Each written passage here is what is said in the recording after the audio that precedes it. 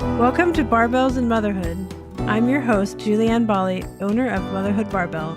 I'm a pregnancy and postpartum athleticism coach, CrossFit Level 1, and mom of 3. On this podcast, we discuss all things pre- and postnatal exercise, bust common myths such as don't lift over 20 pounds, educate about core and pelvic health, and explore all facets of motherhood. If you're a pregnant or postpartum mom that likes to throw around barbells, want to learn more about your pelvic floor and core, and looking for real research-based exercise guidance in any season of motherhood, this podcast is for you. All right, everyone. Thank you for joining us for another episode of Barbells and Motherhood. Today, I have my wonderful friend, Laura, with me, Dr. Laura. Glazebrook. Laura's fine. Yeah, Dr. Laura. Laura with me, who is a pelvic floor physical therapist or just general. Okay, yep. Pelvic floor physical therapist, of course. And I'm going to go ahead and have her introduce herself, but I'm really excited for our conversation today. So go ahead, Laura. I am so happy to be here. Julianne and I met during a course about, how long ago was that now? It was October, like Halloween weekend of 2022. Holy cow. It was an amazing weekend. I had heard about her from a friend, and I'm just so excited that we get to chat today. But I'm a physical therapist. I've been a PT for about 10 years. I am a huge anatomy nerd. Anything that can be learned about the body, I love it. Can't get enough. So I'm also a wife and a proud mama of 2 kiddos. So my son will be 6 in March, and my youngest will be 3 in April. So I am also a spinal fusion warrior. So I have scoliosis. I'm going to talk a little bit more about that in a minute. But otherwise, I didn't let that get me down. I had a very active childhood. I was in dance almost every day, after school for all night. I did a little bit of musical theater, choir. And then when I started having to pay for my own dance classes, I learned they are expensive. So I decided I would transition into running. And so I did running and triathlons, and I got a road bike. I did some strength training just in the regular gym. While I was in undergrad at Kennesaw State, I got my undergrad in exercise science. And I actually was a certified group exercise instructor for a hot minute there. So I taught a little bit in my in undergrad when I was studying at Kennesaw State, and then also a little bit when I was in PT school.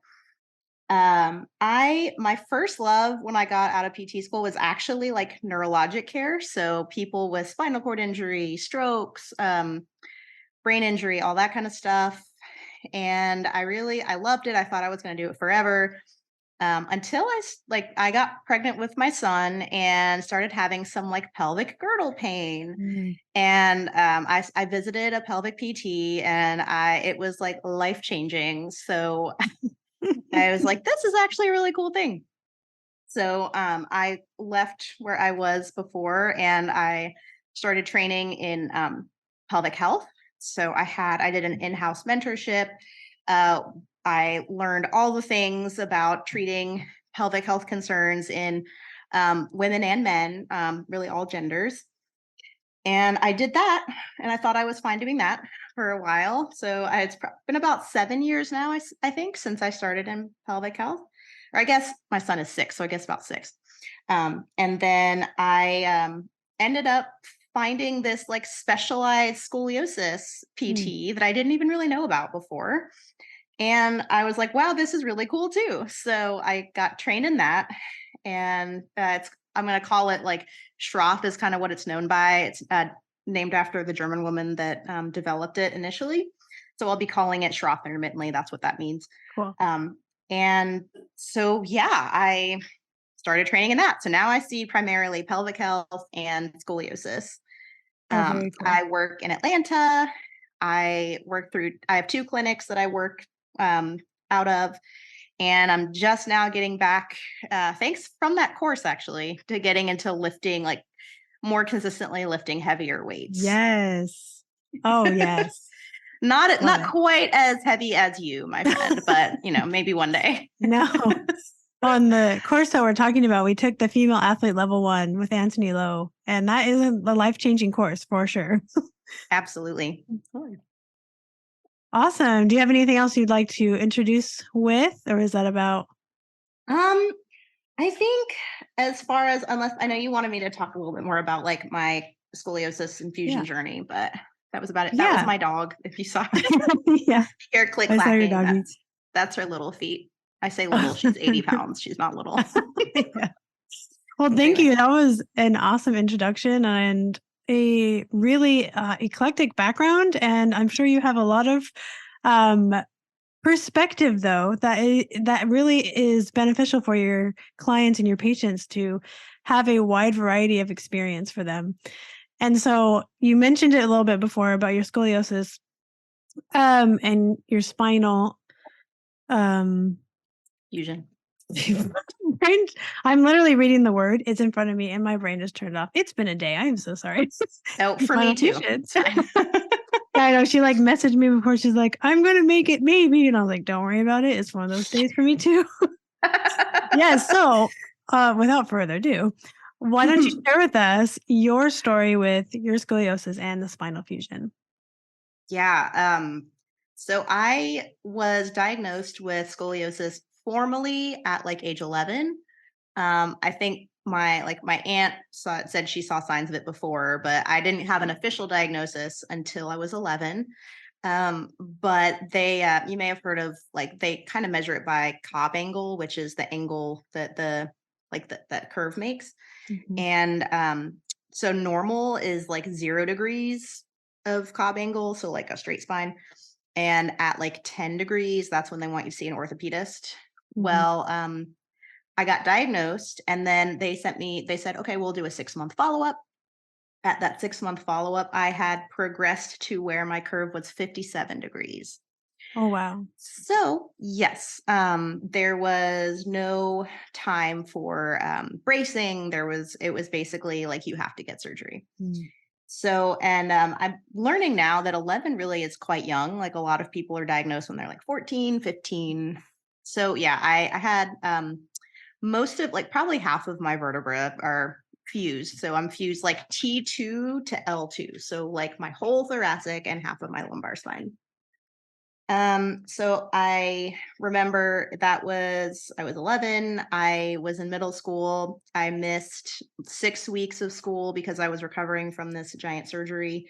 They put me in like just a custom like back brace right after the surgery. And I went to physical therapy for a little bit. And that's when I was like, oh, this would be kind of a fun career. So maybe this would be something to look into.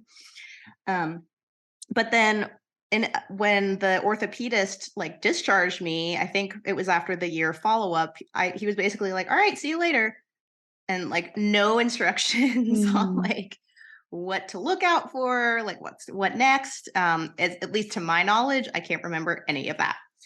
So and of course my parents have 0 records. So I think I don't necessarily blame them. I mean, it was just a different time, but very frustrating because I didn't find out how far I was fused until about 2 years ago.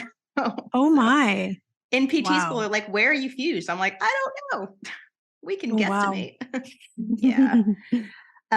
But I mean, overall, I had no issues. I kind of, I say I kind of forgot about the fact that I had a spinal fusion because it didn't really affect me in my day to day. So I didn't really do anything special for my back. My back never hurt. I never had any issues. So other than, like the occasional, people with like mean comments of like, oh, your back is weird or whatever. I had a couple of those in middle school. Some kid said that he thought my boobs were different sizes because my trunk was rotated. So yeah. Lovely. Yeah. Things not to tell your clients. Right. Yeah. Seriously. Yeah. So other than things like that, I mean, I didn't have any issues with my back at all. The next big milestone in my life was really my first pregnancy. I didn't have any, to my knowledge, formal instruction as far as what I could and couldn't do with scoliosis, but I had an inkling that I would not be able to do an epidural. And I actually, my OB, when I had talked to her about it, she said, well, why don't you do a consult with the anesthesiologist department and see what they think? And so basically, I went and did the appointment. They took one look at my back. They're like, yeah, we don't think that's going to work. Because there's like a very specific spot where they're looking for. And they were like, yeah, we have no idea where your spinal cord is. We're not going to do it. So I prepared for that. I took hypnobirthing classes. I made myself the birthing playlist. I prepared myself with like a diffuser machine in the birthing room. And I was like, okay, no medication, no medication. And so I actually ended up, my son, so I was in active labor for 27 hours and my labor stalled. Oh, Yes. So oof. it was great. It was a great Oh day. my. This was also St. Patrick's Day. I Oh, was okay. like, this is a fantastic day. Grueling. Yes. But anyway, despite all the things, like my body was pushing, the nurses were like, don't push. I'm like, I can't help it. So the options they gave me were like, well, we can talk to try to see if there's an anesthesiologist that will come and do the epidural to see if we can kind of get things to move along. And again, I was like, but we already did this. And anyway, like another almost hour later, we determined that we were just going to do a C-section because we didn't want to put either of us into distress. So my son was born. I did not prepare for a C-section. So that was a little bit of a surprise. But again, other than the fact that I had a little bit of pain, like I mentioned during that pregnancy, I really didn't have any issues. I went back to, after the healing timeline, I started building myself back up again and started going back to the things I did before. So, mostly cardio, running, cycling, swimming, didn't have any more issues with pain. And then I got pregnant again 3 years later. And earlier on, granted, my body was not as fit the second time as it was the first time. So it wasn't as fit, but I had pain much earlier on with her pregnancy. Actually, it's a little bit of a joke because she's a more difficult child. So like my husband and I joke that we knew before she came, she was going to be a challenge. Yeah. Does that sound familiar? Yeah. It's the birth experiences of each of my kids actually that matches their personalities perfectly. It's so funny how that. Oh, I love that. Yeah. Like the second one was wild and fast and crazy. And that's exactly how he is. I love that. So it's true. Yeah, totally true. Yeah. I love it. Well, I don't love it that he's wild and crazy, Well, but I know what it'll you mean serve now. him someday. Yeah. Yeah. But anyway, so because of my first labor experience, I determined we would just do a repeat C-section because I am very small and petite, and my husband is 6'4", and we have large babies. So I was like, I could go through this whole thing again, trying to do a VBAC, or I could just do a C-section. Yeah. So I prepared for the C-section and all that. But I had some more persistent pain after that one. And I definitely started feeling more like I felt my posture was different. I felt like more asymmetrical than I did before. And actually, even as a physical therapist, I didn't really know that there was a special, literally a whole subset of physical therapy that could be done for scoliosis. And so my business partner, basically, my coworker, she treated me and blew my mind about what scoliosis is, how the body moves, how the body compensates. And she was like, and you know what? I really need a partner. So would you come help me? So she sponsored me to get trained. And then I started learning how to do the exercises in my own body for my own scoliosis. And it has been super empowering and life-giving. And it really has helped me with keeping my pain down. And, I don't really have pain much at all. And I'm in a much more confident place about my body now that I have those tools than I was before. That's fantastic. Oh my gosh. I love that so much that you're able to now serve that population, but then also have the very personal connection to this population as well. And so what would you say that, us that aren't PTs or this normal people, what do we need to know on our end about this population and how to, serve them, I guess, not as their PTs, but just as people. Yeah. Um, I First of all, don't discount your role because fitness is super important. Yeah. And I love talking with fitness pros and coaches because I only see people like once a week and you see them more frequently usually, or you have more contact. So I love collaboration. But Love it. the first thing is we cannot stand up straight because literally there is a disconnect. Like I am when a patient comes in, like when I've done the evaluation, I talk about how literally the brain is functioning under the assumption that you don't have scoliosis. So your brain is thinking everything is symmetrical. It's telling all the muscles to fire symmetrically. But meanwhile, the muscles, like they're literally some are being overly stretched, some are like overly shortened. And so there's literally like a disconnect between the brain's understanding of where our body's position is and where like its true position. So there's like a fancy PT word, it's called proprioception. Have you heard of it? Mhm. Yeah, but basically, like the body's awareness. And so, those of us with scoliosis, a lot of times have really poor body awareness. Like, we come off as clumsy, like, I'll bump myself into a door frame that I kind of misjudged, or, I'll like trip over my foot. Mhm. And it's kind of due to that literal disconnect of your brain and thinking your body is in one place, but your body is actually in a different place. Mm. So that is one thing. I would also say that because of that, people normally aren't aware of where their curves are, which sounds maybe a little silly. But if someone looks at themselves from the front, even with scoliosis, like I have a severe scoliosis, and for the most part, like when I'm standing and like you can't really tell much of a difference in the front, but in the back, like you can see a big difference. So if a person is only ever looking at their front, and or maybe they have a lot of feelings about the fact they have scoliosis and they try not to look at their back. But sometimes people literally don't know where their curves are.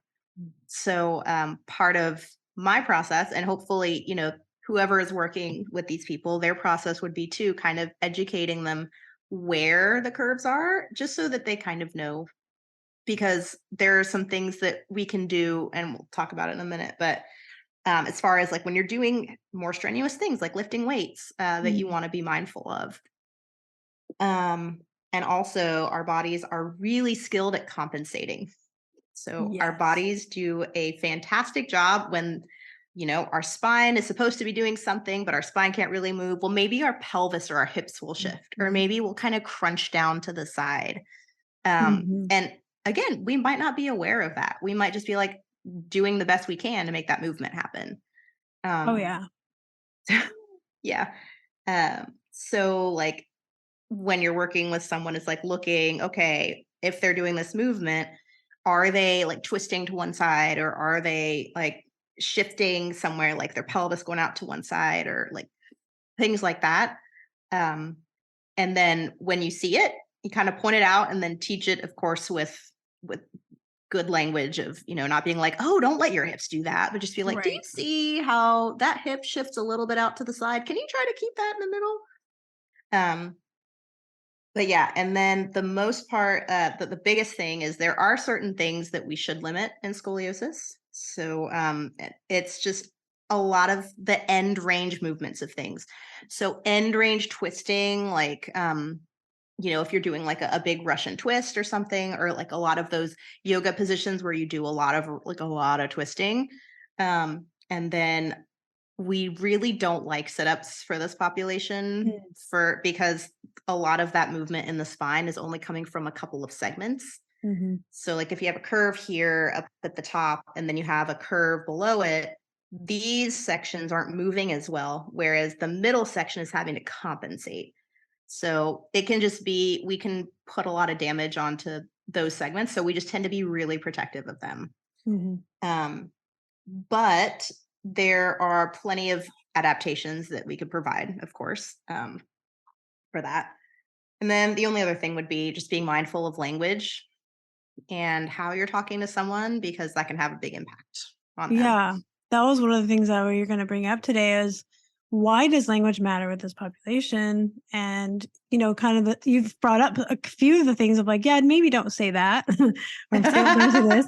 What are some of the things that are the most common, I guess, that you hear that the language that people use that, hey, maybe we should reframe this. What are the most common things that we hear towards those with scoliosis?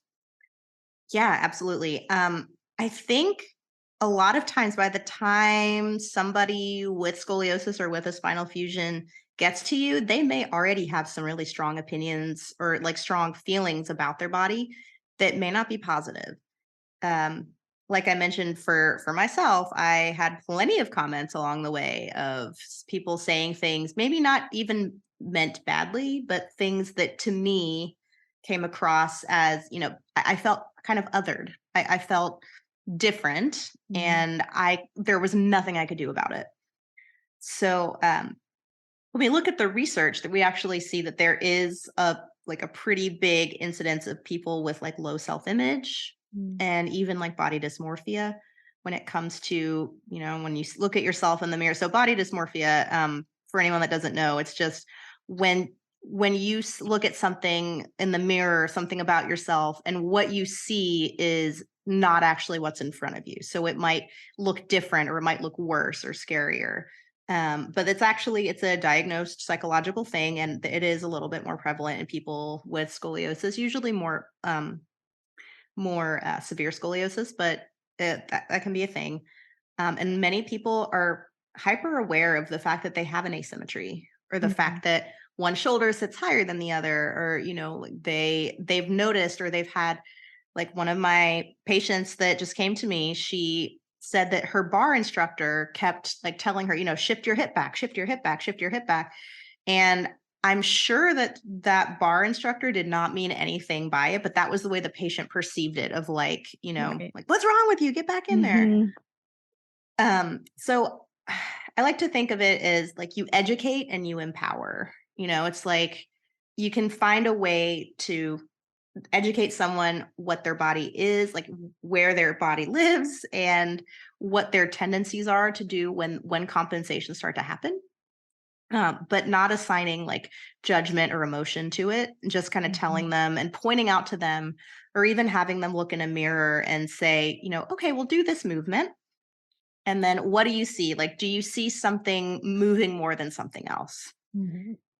But like our friend Anthony Lowe says, he used a sentence that I use almost every single day with patients, and it's, your body has adapted beautifully to the circumstances it's been placed under.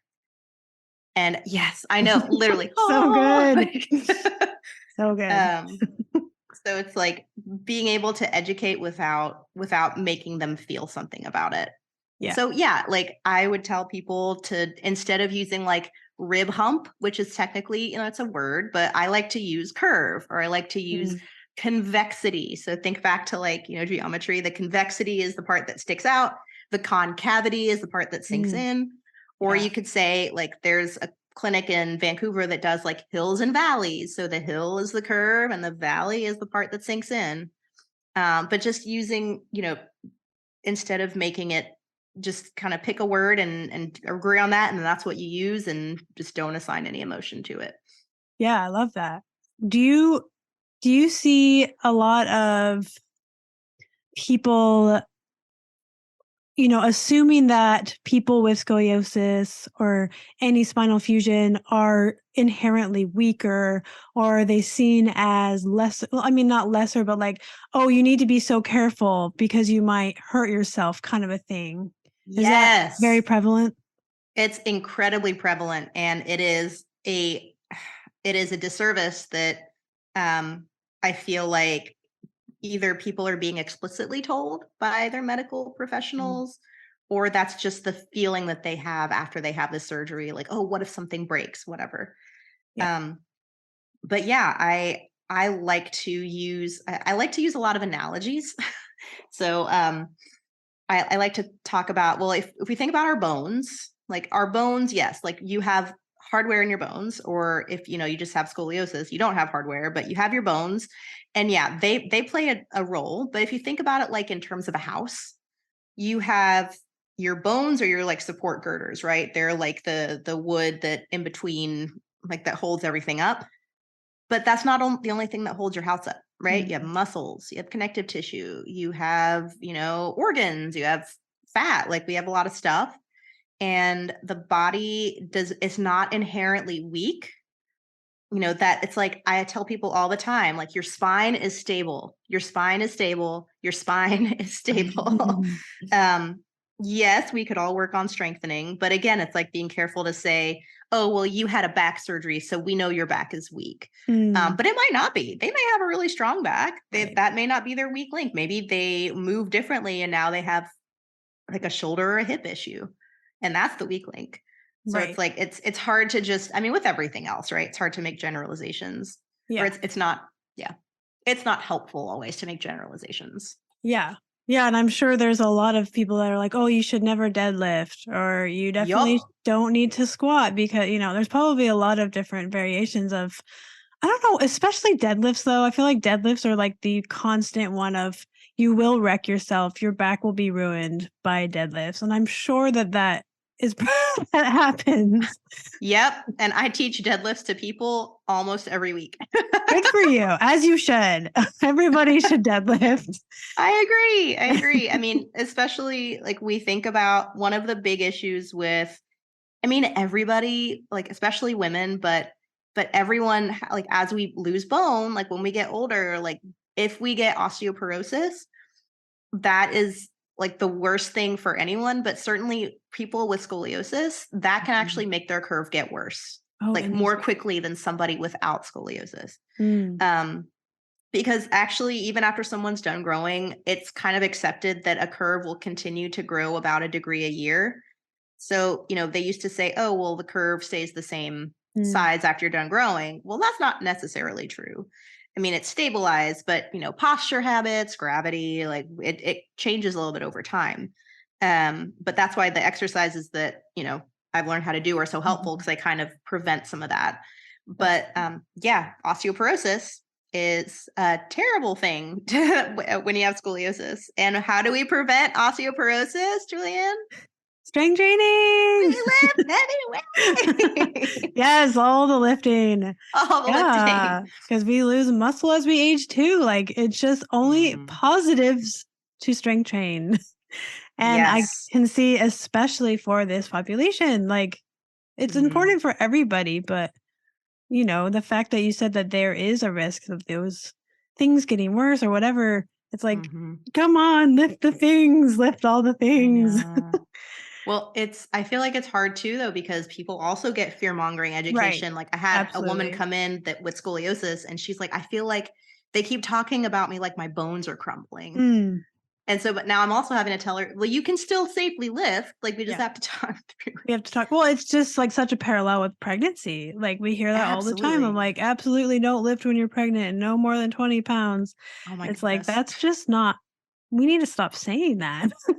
Yes, ma'am. Say it louder for the people in the all back. the time. I say it like all the time. Like, it's just ridiculous. It's like life demands us to lift things, and they're way heavier than 20 pounds. Oh yeah. Like that baby carrier is certainly 20 pounds. The car seat, my toddler. Yep. There you go. I know.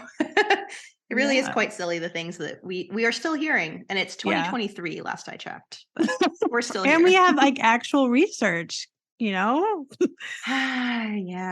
So I want to go back to something you were saying where there are ways that the body compensates, and that everything is connected. Like we want to look at the whole person, not just the one area. And so I want to talk about now the connection that you've found between scoliosis and the pelvic floor. Absolutely. So I just introduced that analogy of the house, right? Yeah. So if we think of the body as a house, we have we need a foundation, right? So our pelvis, our pelvic floor would be the foundation. It's the foundation of our core muscles. So you may have heard there's sort of a more popular theory among, or not theory, but like kind of school of thought around core and how the core works in PT, specifically pelvic health PT. But we talk about basically the core is like a soda can. So does that sound familiar at all? Yeah. Mhm. Okay. But essentially, so what it is the pelvic floor muscles, which are the 3 layers of muscles at the bottom of your pelvis, which, ladies, if you don't know about these, look them up. The pictures are great. Of Yes. the actual muscles. Just search pelvic floor muscles and you'll get a very nice illustration. It'll be lovely. Yes. But you have the pelvic floor muscles is the base. The diaphragm is actually the top of our like core canister, and then we have like these little tiny spinal stabilizer muscles, and then the transverse, like the abdominal muscles, are the walls of the can. So literally, what happens in scoliosis, a lot of times the pelvis is having to compensate for the fact that one of the segments, either like above it, is rotated. Mm. And for some people, they even have 2 or 3 curves. So I'll use the example of myself. My curve, I'm shifted and rotated to the right. So my pelvis, to balance me out so I don't fall over, will naturally tend to shift more to the left and rotate the opposite direction. So just to balance out the body. But that's why you can see that one hip is kind of higher than the other, or you can see that like there's like differences, like one leg looks further back. But those muscles, if we think about like they're this hammock, but certain muscles are being more stressed than others. If we're spending more time on one leg or we have more shift in the pelvis, we have these 2 sets, like a right side and a left side, and they may be having to do different things. And like those muscles, they have a lot of really important jobs, like obviously to keep us continent, keep us from leaking and keep us from, you know, farting when we don't want to. They have a sexual function role. They have so many roles. And so if they aren't working together, or if they're not coordinating well, then that can cause other issues. And certainly those pelvic floor muscles, they can cause like hip pain, low back pain. Mhm. So it's just more like when you have scoliosis, that pelvic floor, it may be something that people need to pay a little bit more attention to. Or there is a slightly higher incidence of like symptoms of like increased urgency to go to the bathroom. There's some research that says like depending like later in life that some people with scoliosis have an increased risk of prolapse, which is, Mm. descent of the organs, or like Yeah. loss of that protective, loss of that structural support. So yeah, they're very connected, but a lot of times if you address, like if someone's having pelvic floor issues and comes to see me for an evaluation, I will always address I'll check their pelvic floor, but usually I address the scoliosis first. And as we Mhm. work on improving that balance, those symptoms go away. So Fascinating. Oh yeah. my gosh, so fascinating. So then in your patients that come to you with scoliosis and pelvic floor issues, have you found that because of the muscles are compensating more that people are having tight pelvic floors, or is it more weakness with them? Or is it kind of both? You can have both. Yeah. A lot of times, and it's kind of normal to have some asymmetry, even people without scoliosis. It just depends on your habits. Most of us stand on one leg, like so. A lot of people stand more on the right leg than the left leg, Yeah. so that can be normal. But a lot of times, I see patterns of asymmetry that kind of fit with what I see in their posture. So like our glutes, for instance, like strong glutes, like if you have strong glutes, your pelvic floor can relax a little bit more. Mhm. Or it doesn't feel like it has to work quite so hard, if that makes sense. So if you have weakness in one side of your glutes, that side of your pelvic floor is having to compensate for that. So usually you see a difference in glute strength. So one side being slightly tighter than the other, and they may have a tighter pelvic floor, or they may have pelvic floor symptoms because they have that Mm. asymmetry. Does that kind of make sense? Yeah, absolutely does. Okay. Excuse me. Yeah, that is really interesting. I love learning about the pelvic floor and how it's all connected to the rest of the body. Like I've talked about before, like it's connected to your jaw and like if you have like Mm-hmm. tension. And so I love like learning this connection between the spine as well, because the spine is a part of your core and that's an Mm-hmm. important part of your core. And so Mm-hmm. another question I have is within this core canister, if you do have an asymmetry, um, is it harder, not harder, but is it suppose more difficulty for them to be able to understand their breath and how the core system works in their breathing, or is that play a role in anything understanding that kind of thing? That, Julianne, is a brilliant question. Yes, the breath is a hard thing. That's one of the first things that I talk about with most of the patients that I see. And we try to work on getting breath more evenly throughout, like to get the diaphragm spreading more equally, to get more expansion in the areas where they're compressed.